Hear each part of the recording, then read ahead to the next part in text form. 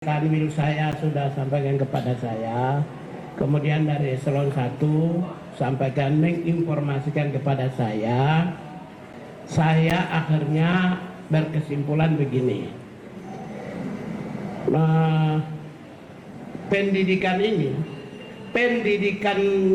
yang dicanangkan oleh Gubernur Jawa Barat ini, orientasinya adalah peningkatan kualitas sumber daya manusia.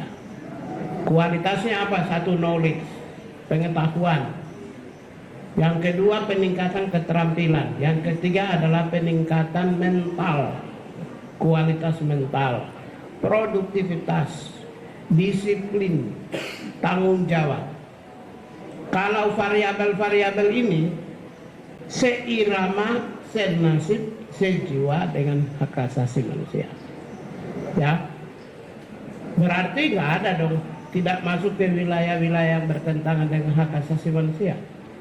Yang dikhawatirkan itu adalah yang kemarin saya bilang corporal punishment, seperti orang tua atau di sekolah mendidik anak cubit telinga, pukul, mendisiplinkan anak yang berlangsung pada masa pendidikan ala masa lampau. Itu yang kita khawatir. Setelah kami cek ternyata tidak corporal punishment. Jadi ini tidak bertentangan sedikit pun.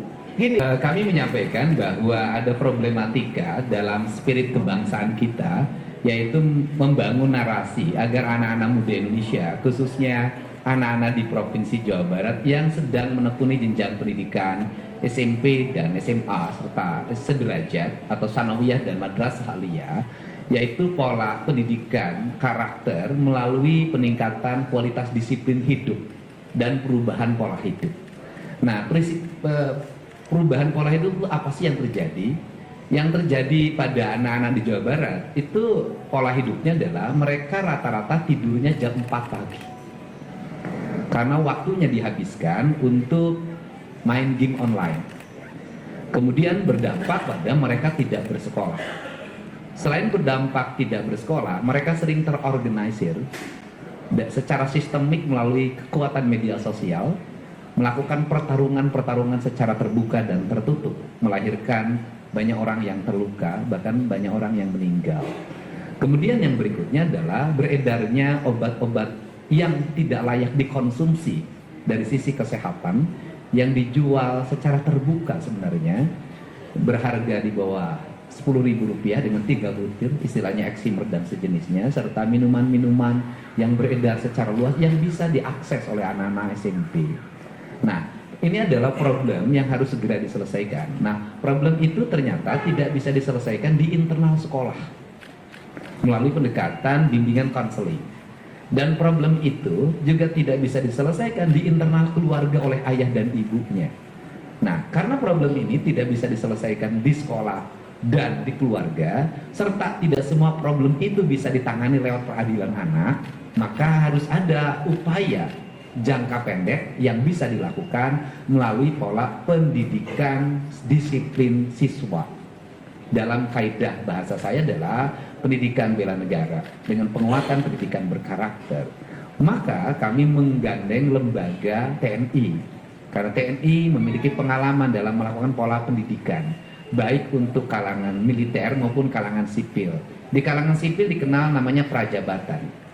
Di kalangan sipil hari ini untuk masuk industri banyak yang dilatih di Dodik Pangkodam 3 Siliwangi, Lembang, untuk membangun kebugaran. Nah, metodologi pendidikannya yang kami sampaikan tadi ke Pak Menteri adalah, yang pertama adalah pembangunan kualitas disiplin. 1, melepas HP.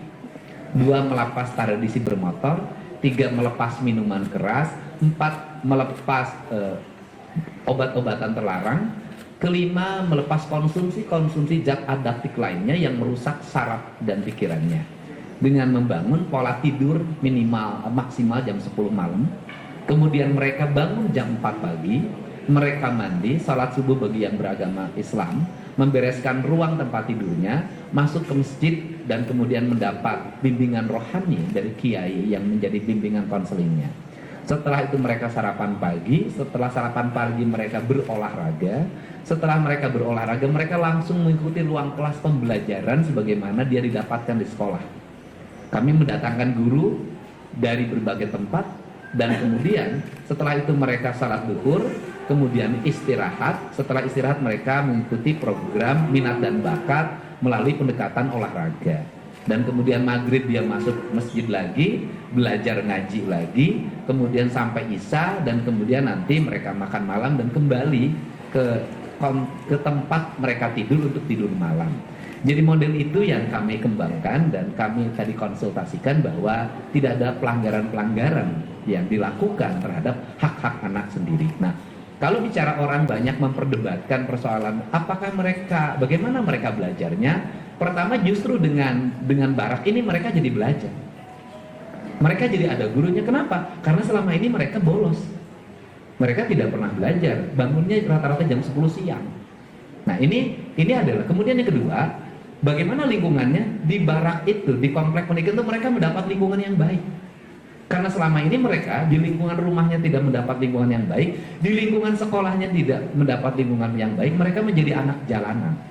Nah, inilah barangkali langkah yang dilakukan oleh kami, pemerintah Provinsi Jawa Barat dan pemerintah kabupaten kota di seluruh Jawa Barat sebagai bagian upaya kami untuk menyongsong generasi Indonesia Emas tahun 2045. Download Tribun X sekarang, menghadirkan lokal menjadi Indonesia.